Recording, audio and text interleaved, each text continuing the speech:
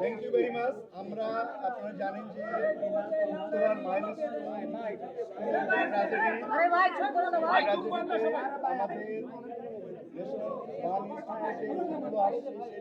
সম্পর্কে আমরা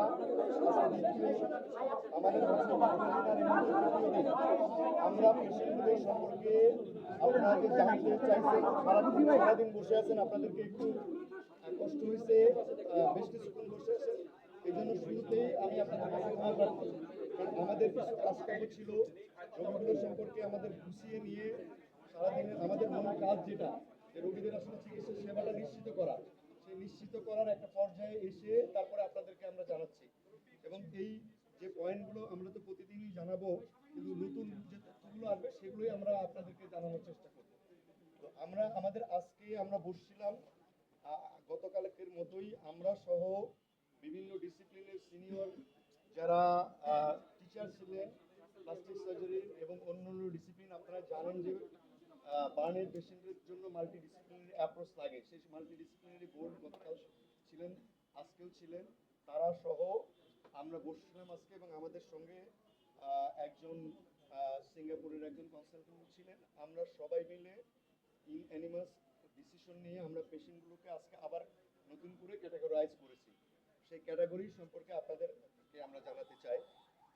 সেই ক্যাটাগরির মধ্যে আমাদের আজকের যে ফাইনাল আউটকাম, সেটাতে ক্রিটিক্যাল পেশেন্ট আছে এই মুহূর্তে 8 জন, আর সিভিয়ার ক্যাটাগরিতে আমাদের পেশেন্ট আছে 13 জন, আর বাকি পেশেন্টগুলো আছে আরো 23, সেটা হচ্ছে ইন্টারমিডিয়েট ক্যাটাগরিতে। অর্থাৎ মোট 44 জন রোগী এই মুহূর্তে আমাদের ন্যাশনাল বার্ন ইনস্টিটিউটে আছে, ভর্তি আছে, ভর্তি হিসেবে আমাদের কাছে। এরপরে যদি আপনাদের কোনো প্রশ্ন থাকে, 44 জন পেশেন্ট এই মুহূর্তে আমাদের ইনস্টিটিউশনে ভর্তি আছে। আমরা সরি শিওর, আমাদের ক্রিটিক্যাল ক্যাটাগরিতে মোট আছে 8 জন, আমাদের সিভিয়ার ক্যাটাগরিতে আছে 13 জন এবং ইন্টারমিডিয়েট ক্যাটাগরিতে আছে 23 জন।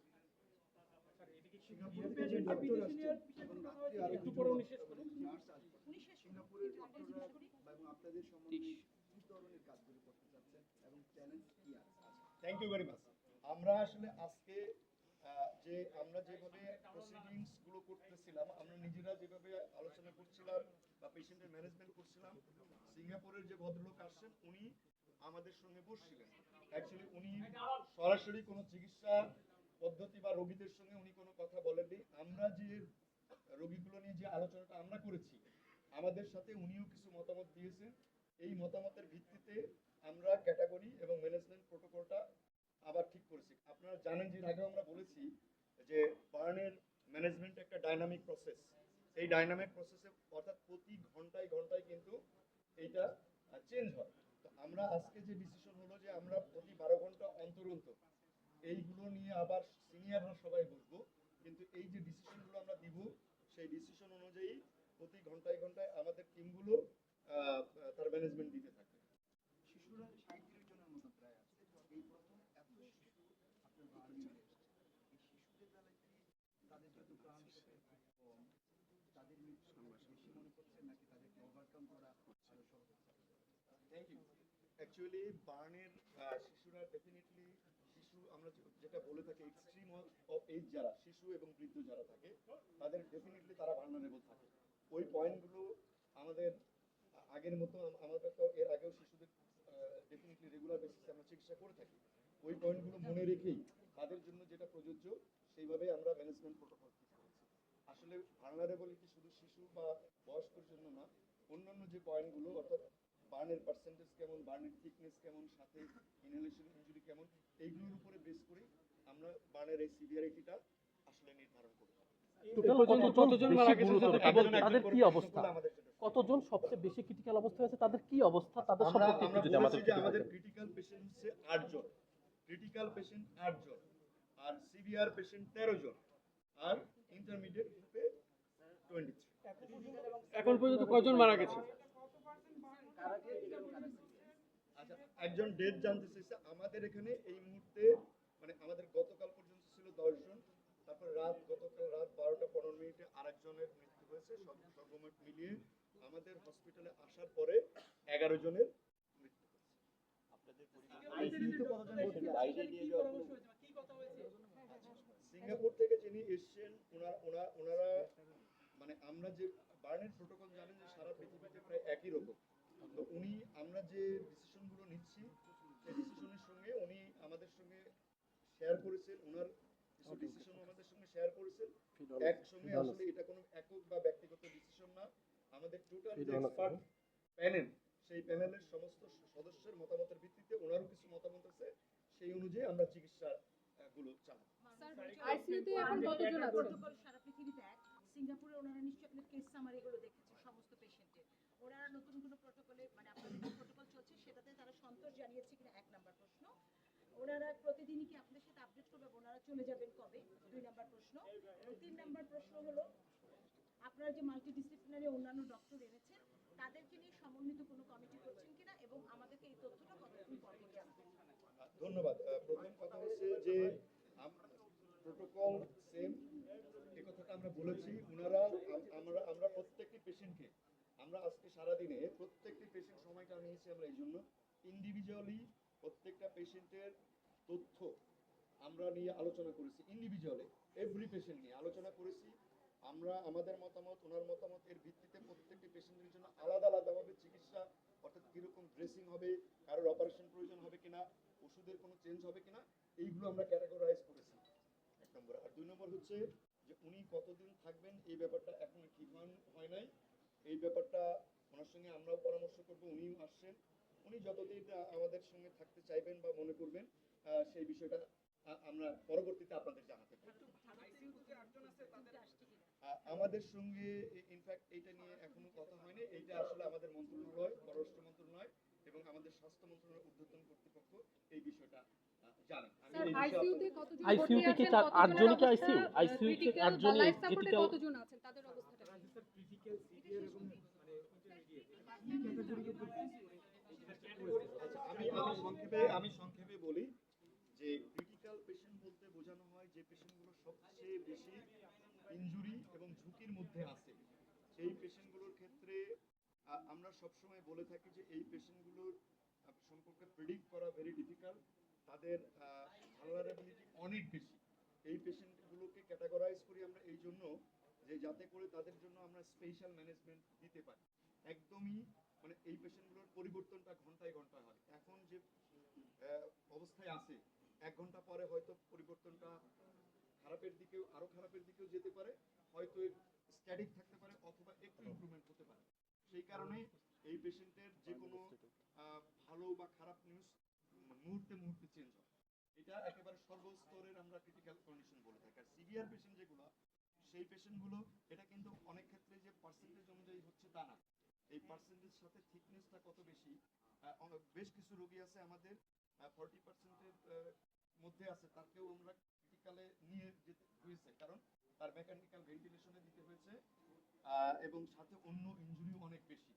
তো আর সিভিয়ার পেশেন্টগুলোর ব্যাপারে এটাই যে সিভিয়ার পেশেন্টগুলো আজকে যেটা আমরা অ্যাসেসমেন্ট করলাম 12 ঘন্টা পরে আমরা আবার তার অ্যাসেসমেন্টে হয়তো কিছুটা ভালোর দিকে যেতে পারে, কিছু পেশেন্ট খারাপ হতে পারে। ভালোর দিকে যে পেশেন্টগুলো যায় সেগুলো আমরা একটু স্টেপ ডাউন করি, যে পেশেন্টগুলো একটু খারাপের দিকে যায় তাদেরকে আবার আমরা অ্যাগ্রেসিভ ট্রিটমেন্টের দিকে যাই। সেই কারণে এই ক্যাটাগরিটা করা। আর ইন্টারমিডিয়েট গ্রুপ যেটা, সেই গ্রুপটা আমরা আশা করছি যে সেই গ্রুপের পেশেন্টগুলো হয়তো দ্রুতই ভালোর দিকে যাবে, কিন্তু এদের মধ্যেও যদি কোনো একটা ইনফেকশন হয়ে যায়, সেপসিস হয়ে যায়, তখন কিন্তু সেটা আবার সিভিয়ার ক্যাটাগরিতে চলে যাবে। অর্থাৎ এই যে ক্রিটিক্যাল, সিভিয়ার এবং ইন্টারমিডিয়েট গ্রুপ, এটা একটা ডাইনামিক প্রসেস, প্রতিদিন এটা কিন্তু চেঞ্জ হতে পারে। আজকে যেমন 8টা ক্রিটিক্যালের কথা আমরা বললাম, সেটা আগামীকাল 9টাও হতে পারে, 10টাও হতে পারে। সিভিয়ার থেকে ওখানে চলে যেতে পারে, অথবা ক্রিটিক্যাল থেকে একজন হয়তো সিভিয়ার ক্যাটাগরিতে আসতে পারে। আমাদের এখানে 8 জন। শিশুই বেশি। এই 8 জনই কি আইসিইউতে আছে নাকি বাকি আর কেউ আইসিইউতে আছে? মানে এর 8 জনের বাইরেও আইসিইউতে আছে। অ্যাকচুয়ালি আরো আমি বলি, আইসিইউ, এইচডিইউ এটাও কিন্তু কোনো স্থায়ী ব্যাপার না। হ্যাঁ, যে পেশেন্টটা মানে আইসিইউ আর এইচডিইউ অনেকটা কাছাকাছি, অর্থাৎ যে কোনো সময় এই রোগীটাকে আইসিইউতে যেতে পারে, যে কোনো সময় আইসিইউতে এইচডিইউতে আসতে পারে। এটা খুবই মানে জরুরি বিষয় না। আইসিইউ আর এইচডিইউ ম্যানেজমেন্ট প্রোটোকল প্রায় সেম। পার্থক্যটা হচ্ছে আমরা অনেক সময় ভেন্টিলেশন দেওয়ার জন্য আইসিইউতে নিই, কিন্তু এটা মনে রাখবেন ভেন্টিলেশন ছাড়াও কিন্তু আইসিইউ শব্দটার অর্থ কিন্তু ইন্টেনসিভ কেয়ার। সেটা শুধু ভেন্টিলেশনের জন্য না, লাইফ সাপোর্টের জন্য না, তার যে মনিটরিং গুলো সেই মনিটরিং গুলো ইনভেসিভ ভাবে হয় সেই কারণে। এই মুহূর্তে কতজন আইসিইউতে তো আমরা সর্বশেষ?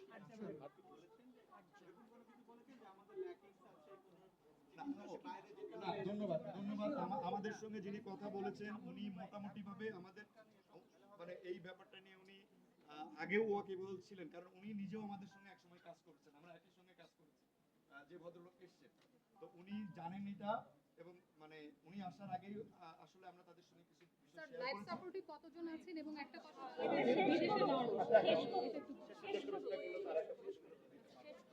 তো উনি আমাদের প্রাইমারি পরিকল্পনা নিয়ে উনি যথেষ্ট আমাদের সঙ্গে একমত পোষণ করেছেন। তবে কিছু কিছু জায়গাতে উনি আমাদেরকে যেটা বলেছেন যে ম্যাস ক্যাজুয়ালিটির ওনার একটা অভিজ্ঞতা আছে তাইওয়ানে অনেক শিশুদের ক্ষেত্রে, তো উনি ওইখানে কিছু পরামর্শ আমাদের দিয়েছেন, আমরা ওগুলোই ফলো করছি। ওগুলো আরেকটু ভালোভাবে আরেকটু ক্যাটাগরি করে আমরা ওটা ফলো করছি। আসলে খুব বেশি পার্থক্য কথা উনি বলেন নেই, তবে কিছু জিনিস গোছানো ভাবে আরো একটু প্রক্রিয়াগতভাবে আমরা 12 ঘন্টা জায়গায় 6 ঘন্টা করবো কি 7 ঘন্টা করবো, এরকম কিছু চেঞ্জেস আছে। বাইরে যাওয়ার জন্য এখন পর্যন্ত উনি কোনো কথা বলেননি। উনি ওই যে আমাদের পরামর্শ এটা আমরা প্রতি 12 ঘন্টা পর পর অ্যাসেস করব, অ্যাসেস করে মোটামুটি একটা ধারণা আমরা সবাই মিলে নিছি আগামী 48 ঘন্টা আগে হয়তো এই ডিসিশনটা আমাদের পক্ষে কারোর পক্ষেই ফাইনালে বলাটা বোধ হয় সম্ভব হবে। স্যার ইন্ডিয়া থেকে একটি প্রতিনিধি দল আসার কথা শুনছি। আমরা এই বিষয়ে আসলে বলতে পারবো না। এই বিষয়টা একেবারেই আমাদের পররাষ্ট্র মন্ত্রণালয় এবং আমাদের স্বাস্থ্য মন্ত্রণালয়ের ঊর্ধ্বতন কর্তৃপক্ষ বলতে। না স্যার আপনাদের প্রয়োজন আছে কিনা? আমাদের প্রয়োজন বলতে দেখেন, এরকম একটা ম্যাস ক্যাজুয়ালিটিতে এরকম এটা কিন্তু একটা ন্যাশনাল এবং ইন্টারন্যাশনাল বিষয়, এবং বাচ্চারা কিন্তু অসুস্থ। আমরা যদি আমাদেরকে যে কোনো বিষয়ে অনেক জায়গা থেকে ইন্ডিয়া, আমেরিকা, চায়না, বিভিন্ন জায়গা থেকে আমাদের বাংলাদেশেরই অনেক বিশেষজ্ঞ আছে, তারা কিন্তু আমাদেরকে বিভিন্নভাবে সহায়তা করতে চাচ্ছেন, এবং যে কোনো চিকিৎসা সংক্রান্ত বিষয়ে যে কোনো সহায়তাকে আমরা একটা গুড জেস্টার হিসেবে ধরি এবং আমরা সবাইকেই সম্মান করি। কিন্তু এই মুহূর্তে আমরা যে প্রোটোকল নিয়ে আগাচ্ছি, আমরা মনে করি যে এই প্রোটোকল নিয়েই আমাদের সামনে আগাবো। ভবিষ্যতে যদি এই বিষয়ে কেউ সুপরামর্শ আমাদের দিয়ে থাকেন এবং আমরা যদি মনে করি সেটা আমাদের রোগীদের জন্য ভালো হবে, ডেফিনেটলি এই ব্যাপারে আমরা মোটেই ইগোইস্টিক নই। চিকিৎসার ব্যাপারে একটা বাচ্চার ভালো হওয়ার ব্যাপারে কোনো সুপরামর্শ অবশ্যই আমরা বিবেচনায় নিব।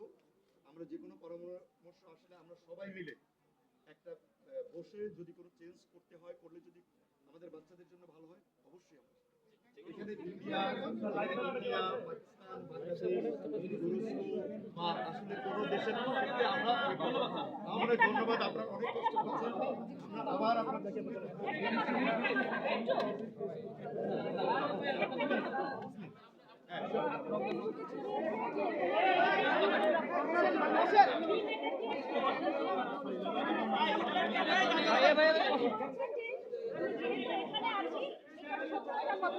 ধন্যবাদ আপনাকে। আমাদের মাত্র একজন পেশেন্টের ও নেগেটিভ ব্লাড আছে, আর সব পজিটিভ, সব পজিটিভ। আর নেগেটিভ ব্লাডের বিষয় যেটা আছে সেটা আমাদের কাছে আছে। ধন্যবাদ। আমার মনে হয় না এই মুহূর্তে আমাদের রক্তের কোনো দরকার নাই। ওষুধ এবং স্যালাইন আমাদের পর্যাপ্ত পরিমাণে আছে, এই বিষয়ে মোটেই কোনো সংকট নেই। আমি মনে করি আপনারা অনেকক্ষণ ধরে কষ্ট করছেন, ধৈর্য ধরছেন এই গরমের মধ্যে। আপনাদেরকে আবারও ধন্যবাদ জানিয়ে আমরা আপনাদেরকে প্রতি ঘন্টায় আপডেটগুলো আমাদের মন্ত্রণালয় থেকে যাবে, এবং আমরা যদি নতুন কিছু পাই আগামীকাল যদি আপনাদের জানানো হয়, আমরা কয়েক ঘন্টা আগেই আপনাদেরকে জানাবো যে কি কি বিষয়। আমার মনে হয় যে আমরা বাচ্চাদের চিকিৎসার প্রতি সম্মান দিই সবাই। আপনারা, আমি বিশ্বাস করি আপনারা প্রত্যেকেই যারা আছেন তারা এই বিষয়ে ওয়াকিবহাল, যাতে আমরা চিকিৎসা সংক্রান্ত কাজগুলো নির্বিঘ্নে করতে পারি। এবং এই কয়দিন আপনারা যে কষ্ট করেছেন, ভীষণ কষ্ট করেছেন, এবং অনেক ক্ষেত্রেই আপনাদের সঙ্গে কিছু কিছু ক্ষেত্রে হয়তো কিছু অমানবিক আচরণও হয়েছে। আমরা তারপরেও আপনারা ধৈর্য ধরে যেভাবে এই বাচ্চাদের জন্য সংবাদ সংগ্রহ করবার জন্য আসছেন, আমি ব্যক্তিগতভাবে এবং আমার প্রতিষ্ঠানের সকল চিকিৎসকের পক্ষ থেকে আপনাদেরকে আবারও আন্তরিক ধন্যবাদ জানাই।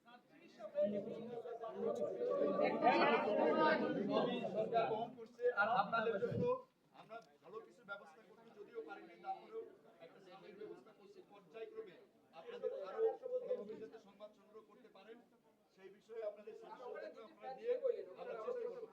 আসসালামু আলাইকুম।